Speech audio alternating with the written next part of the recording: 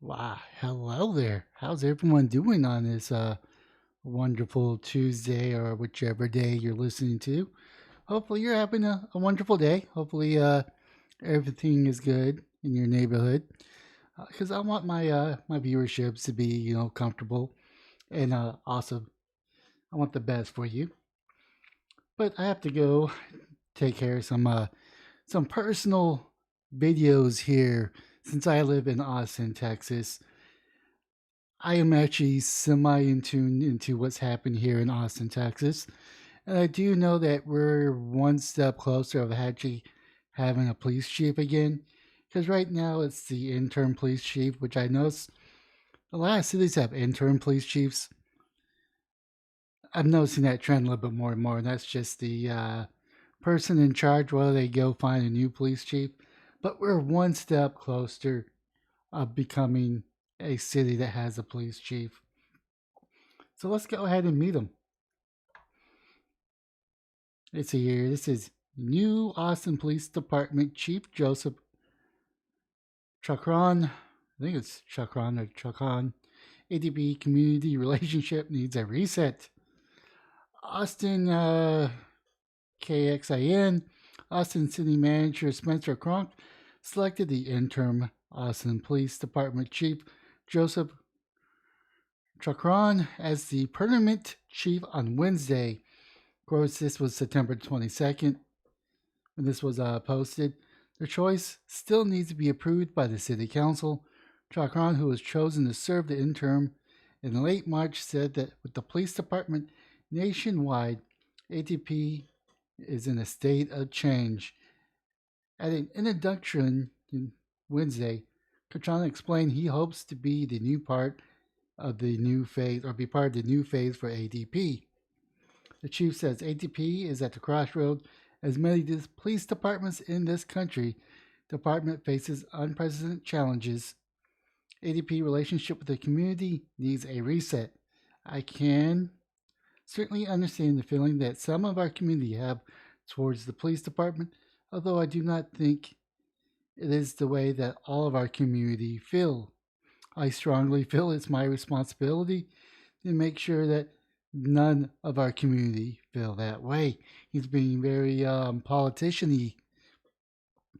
He beat the other two finalists for the job from Los Angeles and in the Dallas Police Department. Joseph Chacon.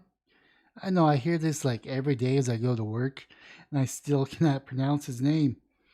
It's the same thing with the other Hispanic police chief. I know his first name was Art, but it's like Art Arkachovis. I don't know, I can't pronounce it. Who has nearly 30 years of law enforcement experience, took over the department as the interim chief after the former chief, Brian Manley, announced his retirement in February. On Wednesday, he related the change that he made during that time and what he'll do in the future. Changes under Joseph interim period included change to timelines and transparency of video footage of officer-involved incidents where civilians are harmed. Previous videos wouldn't be released to the public for up to 60 days. Joseph said he's gotten that timeline under 10 days. This change represents strong commitment to transparency that I feel is in line with the community and expectations, Joseph said. And yes, I know I'm saying Joseph because I don't want to slaughter people's name.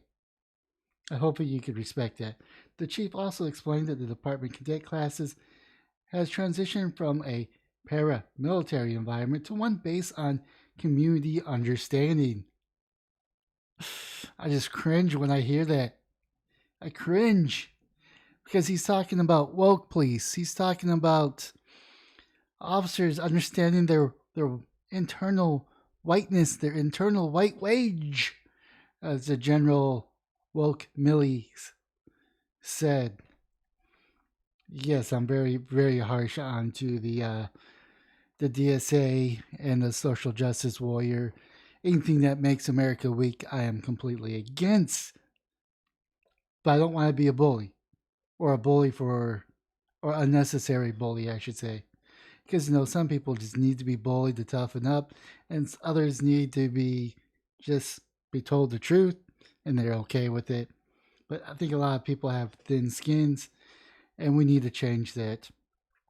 After hearing from so many of you the following extensive, rigorous recruitment process, I'm confident Interim Chief Joseph is the right person to lead our city police department to achieve the results to build trust and transparency and accomplish ethical public safety outcomes for all residents and visitors. I hate this word. It should be equality public safety outcomes. Not the same outcome. Well, it should be the same outcome, but everything should be treated equally. It should be treated the same. It doesn't matter if you're from the east side, west side, north side, central, or south side. If there's a crime, it should be treated with the same professionalism as it would. And it also includes whether it's a male or female, black, purple, white, yellow, whatever color of the rainbow you choose to be on that day. But this is why I'm kind of hesitant at hearing at Texas Capitol, Austin, soon to be police chief Joe Chakran testified that he opposed a bill that would penalize Texas cities that defund their police department in the first public appearance since being chosen to serve as Austin's top cop while the city searches for a new chief. So yeah, Austin defunded the police. He's being a Austin politician, cozying up to the DSA. He's all for the defund the police movement, which is counterproductive because he's going to be the police chief. The police chief's responsibility is to address the public and all police concerned, but also back up the police department. If he doesn't have enough staff, he needs to demand the city allow him to have the budget to hire more people. But he's okay with not penalizing cities that choose to have inadequate policing, because we're actually having a crime spike here in Austin, Texas. They want to say, oh, it's just the national average is going up for all large cities. That is completely BS. There's a crimes of opportunity because cops are not patrolling neighborhoods. Dangerous crimes are on the rise. Since I stopped following my local Twitter feed, it seems like every day there was an aggravated assault, shots fired, a person dead. I think we're at 62, 63 deaths for the year. We haven't seen that number in at least a decade. At least a decade. And if we actually had policing levels to where they should be, I'd be more likely to believe it's just a growing pain problem. Overall, crime is higher. But the issue is we don't have the level of police force. Our response times are so far ahead that police officers are not going to be responding until there's unless there's an active crime scene. And what I mean by an active crime scene is, let's say someone robs me or someone breaks into my house and the suspect is gone, nowhere to be seen. They're going to send a civilian out, a person that works with the city but that's not a police officer, to come take a report, fill out a form, make sure all my forms are filled out properly and all that good jazz, but not an officer. Now, on the surface, that doesn't sound like a terrible idea. It really doesn't. But the fact that the reason why we have to go to this extreme is because there's not enough police to answer every call is an issue. So unless someone's hurt, someone's dead, or it's an active crime scene, a police officer will not be coming to your house or place of business. It's going to be someone that works in the police department or someone that works for the city. And they're also telling us, the civilians, the public, the voters, if we witness a crime, or if we are a victim of a crime, don't bother calling 911. They want us to call 311. That's right. They want us to call a different number to report a crime that has been committed. Like I get it. I just wish it wasn't. I wish this decision wasn't made because we were in a crisis of a police shortage here in Austin.